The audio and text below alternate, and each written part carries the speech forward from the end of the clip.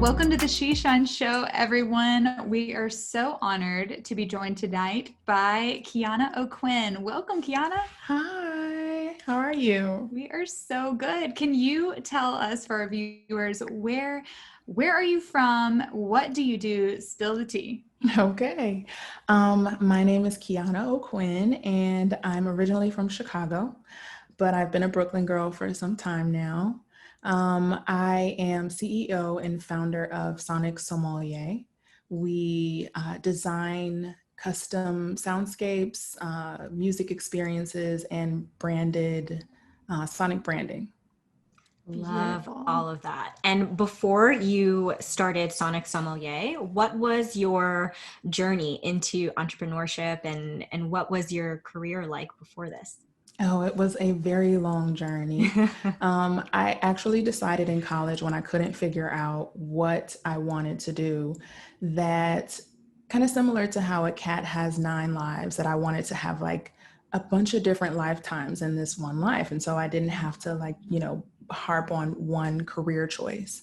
And so immediately after graduating, I went into Teach for America. And I was a public school teacher for about 4 years in Chicago and moved to New York and worked in the administration for a performing arts high school in Harlem. And I did that for a couple years. My job was I was the director of partnerships and programs. So my job was to procure art internship opportunities for the students, and to just expose them as much as possible to the arts so that they could, believe in the possibilities, believe in their dreams, and pursue whatever their wildest dreams were. And I realized one day that I wasn't practicing what I was preaching. And so I was going through a breakup and randomly on a whim decided to audition for American Idol. I called my best friend, asked if she would hop in a car with me. We drove to Boston, I auditioned, and oh my goodness, made it all the way to the end of Hollywood Week. And gosh. Once I got back to New York, was really, really torn. Like, do I want to go back into education or do I want to, follow my music dreams? And I actually met with the principal of the school and she said, nope, I'm not going to let you come back here and hide behind this desk. You're going to go out there and you are going to be great because, this is what you're meant to do. And so I started auditioning like crazy, Broadway shows, just anything I could find to expose myself to music. And shortly thereafter started working in events as a cater waiter, because there's an event like every 2 hours in New York City, typically. Sure. And then went into catering sales. And then found some work working with large entertainment agencies in New York. And so these larger companies, what they do is they source talent for high-end private events in the luxury market. And so their clientele is spending anywhere from like $500,000 to $1 million for their weddings and, the most important gatherings of their lives. And initially I started as a singer and very quickly just began unofficially working in production and styling and artist development, and just began honing a lot of different skills until I decided that I was ready to step out on my own and start my own company.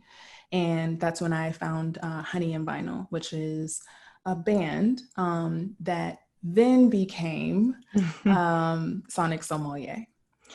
What a journey, right? Yes. You have definitely hit multiple lives. Yes. And so much perseverance. I mean, you mentioned trying out for American Idol and you made it so far, but didn't get all the way, and auditioning for Broadway. And then we tried this performing arts school and so many different avenues that were all though related to kind of the core of what you wanted to do. Yes. And then finally, stepping out on your own to start Honey and Vinyl and Sonic Sommelier. Can you share with us maybe one or two things that you learned working in for the entertainment company that you were able to kind of transition over as a business owner? I think the most important thing I learned was to be adaptable. I think that knowing how to respond in the moment, being able to improv, being flexible, being nimble, is such an important skill, whatever industry, you know, a person may be in. And I think that working in events really does require you to strengthen those adaptability muscles for sure. That is for sure. And definitely something in 2020 that Oh, yes. I think we are all becoming very proficient in doing, Oh, yes. hopefully. Yes. Yeah, you have no choice, but it's so a good true. thing. It's a good thing. So you mentioned, you know, we're preparing for this show, that being a business owner or an entrepreneur can be a lot like leading a band of musicians, which we found so cool, and would love if you could elaborate on what that means for our viewers. Absolutely. So I would say that being a business owner is a lot like being a band leader in three major ways. And I'd say creating harmony where you are. Musically, creating harmony requires you to be really grounded and solid in your positioning, but leaving room for other people to also be strong in their positioning and finding a happy medium, collaborating and melting each person's vision into one cohesive vision. So yeah, definitely creating harmony. Reading the room is super important. Understanding that things don't always go according to plan. And so being able to respond in real time appropriately, being on the swivel, you know, because anytime there's reading the room will always leave room for you to either direct or divert. At least in music, that's the case. And so in business, I think that the same skill set is required, either directing people's attention to something or diverting their attention away, or your customer's attention away from a problem so that you can solve it, you and your team can solve it.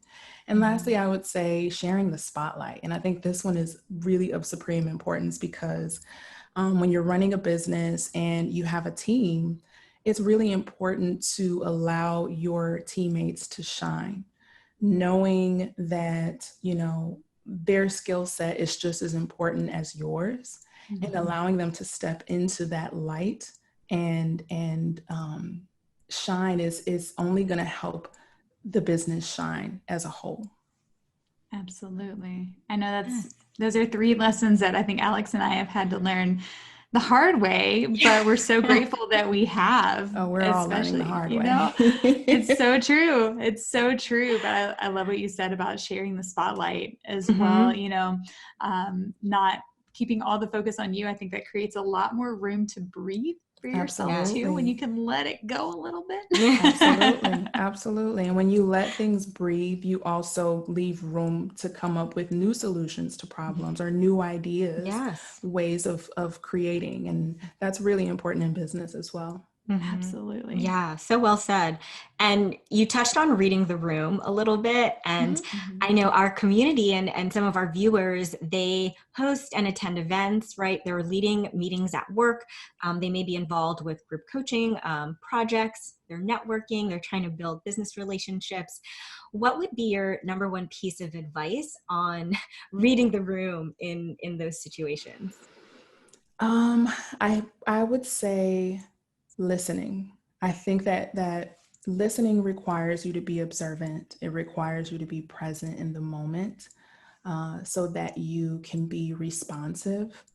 And you're not able to do that if you're so like intently focused on pitching your brand or your business. You know, there may be room for you to connect with someone, and it have nothing to do with your business, but connecting and creating a relationship, and that person may be able to introduce you to someone that can take your business or your idea to the next level. So I think that when it comes to networking, when it comes to attending events, being present, listening, being observant, responding to what's happening in the moment is the best thing that you can do. So reading the room encompasses all of those things for me. Absolutely. Oh, those are so good. Such good tips. I know that are applicable to everything, not just events, not just networking, literally anything in life, whether you're leading a team or you're a solo entrepreneur working with clients, just being able to read and adapt. And like you mentioned earlier, swivel. Yes. And as far as listening goes, I know I speak for everyone when I say we could literally listen to you talk all day. Yes. Thank you so much. It's good to know that you guys like my 6 p.m. voice, because my 6 a.m. voice is a lot more like Barry White. Probably still sounds great, Keanna, to be honest. Yeah, amazing advice though on reading the room. And also I would just like to start asterisk too, and I know you would probably agree, Keanna, that it is a skill that requires refining over time and is not something your first event or your first meeting, like you're going to make a blunder. You might be talking more than you should be listening. You might miss opportunities, and it happens and it sucks. We've all been there. But now that you've watched the She Shine show, you listen to Keanna, to read the room, to listen to others. So yes, thank you for sharing. Thank you. So many takeaways in this episode that we've talked about. I mean, not only reading the room and listening and learning how to swivel like we need to in 2020, but just your journey and, being able to live more than one life in your lifetime. It's beautiful. Where can our audience connect with you? Yes, I would love if you guys would follow us on Instagram. You can find us at Sonic Sommelier, as well as Honey and Vinyl. And you can also check out our website at honeyandvinylmusic.com. Love. We will definitely be sure to connect with you on all the platforms. And tell us too, Keanna, what else are you working on? We know you've got a lot going on. What else? Yeah, always. What do you have going on currently? Well, this year I had the pleasure of self-publishing my very first children's book. It's called I Love Me. Thank you. It's called I Love Me From My Head to My Feet.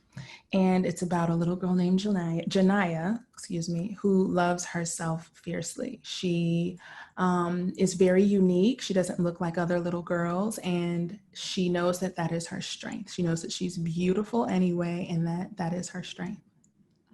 Such an amazing, beautiful message. I have so many nieces, and Christmas is coming up, so that'll be the perfect gift for them. Absolutely. Especially if it's for early readers, but because every page reads like a positive affirmation, I say that it's for all ages. It's so needed at any age, whether you're 6 or 60. I read it myself every now and again, and I wrote it. Beautiful. I love it. So we will definitely be sure to link all of that for this episode. And Keanna, thank you so much again for taking the time to join us. Thank you. It's been a pleasure. I love what you guys are doing. Thank you so much for having me. And I look forward to staying connected. We do too. Yes, same. Thank you for watching, everyone. And we'll see you on the next episode of the She Shines Show. Hey there, I'm Anna Laura. And I'm Alex, and we are the founders of She Shines. So whether you are working full-time, you are a side business queen, full-time entrepreneur, or somewhere in between, we are here to support you. Yes, and we love doing that through connection, community, and girl talk, usually with a glass of champagne in hand. And we would love to connect with you, whether it's through our She Shines Academy, through our podcast, through an event, or through our text fam. We would love to answer your questions and help support you any way that we can. We hope to hear from you soon. Cheers, girlfriend.